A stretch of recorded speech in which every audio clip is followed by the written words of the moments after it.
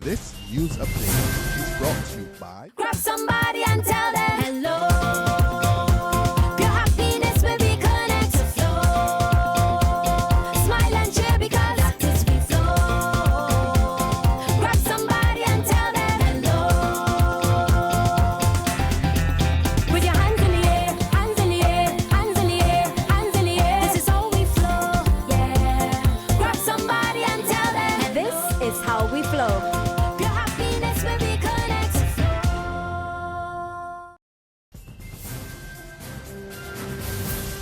It's Thursday, September the 3rd, 2015, and this is your Barbados Today morning news update. I'm Emmanuel Joseph. Thanks for joining us. We begin with news that Minister of Home Affairs Adriel Brathwaite wants to see with his own eyes evidence of sex trafficking and forced labor here in Barbados. The U.S. State Department's 2015 Trafficking in Persons report listed Barbados as a destination country for men, women, and children subjected to sex trafficking and forced labor. Brathwaite announced yesterday that he would lead a national task force that will soon conduct an in-the-field probe into the situation. He told the closing ceremony of a two-day workshop on a draft 5-year strategic action plan to counter human trafficking across the island that much of the talk about forced labor was anecdotal. The minister, who chairs the National Task Force for the Prevention of Human Trafficking, said he would go into communities in search of a true picture. He also said new legislation would go before Parliament when it resumes next month that addresses many of the issues complained of by the State Department. It was identified that our legal framework had some issues. I'm pleased to announce that I believe that we should have that finalized by the time Parliament resumes in October. The draft that I have seen and looked at, and I think that we sent it out to most of you for comment, would have captured most of the issues that was raised by the State Department over the last couple of years. And you know that I had a bit of a fight in terms of whether or not I believe that we needed to change our legislation because I thought that they misunderstood the fact that we could go to different pieces of legislation in Barbados, different acts in Barbados, and still accomplish what was required. They argued, and eventually we bought into it, that it was better and safer to have one piece of legislation that dealt clearly with trafficking matters, that dealt clearly with smuggling matters. Today is the 5th anniversary of the Campus Trendz tragedy in which 6 young women were killed when the Tudor Street boutique was firebombed during a robbery. And the father of the young assailant, now serving 6 consecutive life sentences for their deaths, has broken his silence on the matter. Ronaldo Aline's father, who does not want to be identified, is asking the families of the dead girls for forgiveness on his son's behalf. The 52-year-old dad, who visits his son whenever he could, told Barbados Today it has not been easy for Ronaldo, who keeps asking for forgiveness all the time. The father said all his son continues to tell himself is that he should be home with his family. There's regional and international news after this short break. Secure your future, be financially strong. Since 1983, we have been there for you. A smart range of products, great tax benefits. We're the solution to your hopes and your dreams. The Barbados Workers Union Cooperative Credit Union. The Barbados Workers Union Cooperative Credit Union. Humble beginnings to smart loans, smart savings. Save smart and borrow smarter. That's the move for me. Stability, prosperity. We're the solution to your hopes and your dreams.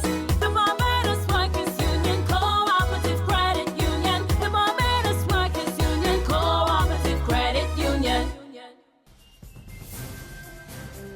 To our regional neighbors now, the Dominican government is estimating that it's going to take $612.7 million to restore some aspects of the country's infrastructure following a devastation by Tropical Storm Erica a week ago. Prime Minister Roosevelt Skerritt told the news conference last night this money did not include the resettlement of families and the associated costs.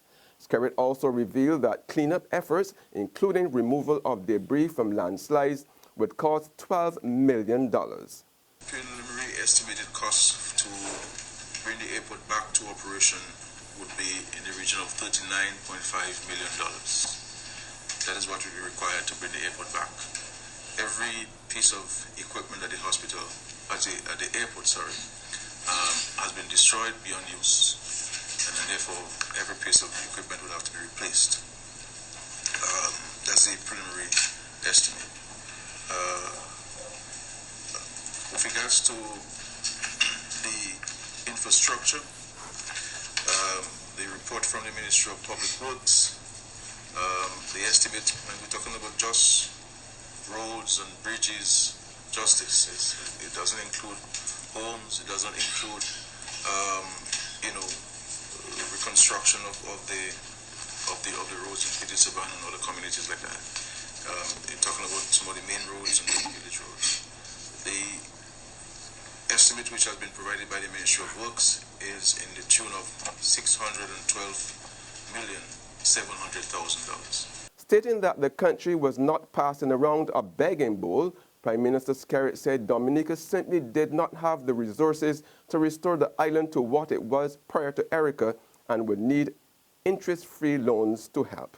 The task is going to be a challenging one to address the issue of infrastructure, the impact on the economy, the impact on the GDP, the impact on the fiscal policy, and of course to the impact on debt. Because there are some things that the country has to do for itself and by itself, and and therefore we will have to contract loans. I'm hoping at highly concessionary rates. I'm pleading for 0% interest loans and maybe 20-year grace period and maybe a 40 or 50-year repayment on the principal. In more regional news now, mental health care professionals are urging St. Lucians to heed the warning signs of depression and suicidal tendencies. Over the past few years, St. Lucia has recorded a spate of suicide cases, prompting authorities to redouble efforts aimed at saving lives. They are imploring citizens who are in distress to seek help and use the specially designated 203 helpline. Public health officials are trying to stave off a national mental health crisis. Professionals have noted an increase in cases of depression and the number of people afflicted by mental conditions wandering the streets. Turning Point Director Joanna Joseph admits that while experts have not been able to crunch the precise numbers, there is mounting concern about mental illness, especially the suicide rate and depression. Some of them may be new cases, we do not know. Unless we do a survey, we would not know exactly what's going on with them. But just from observation, you can see that it's on the rise.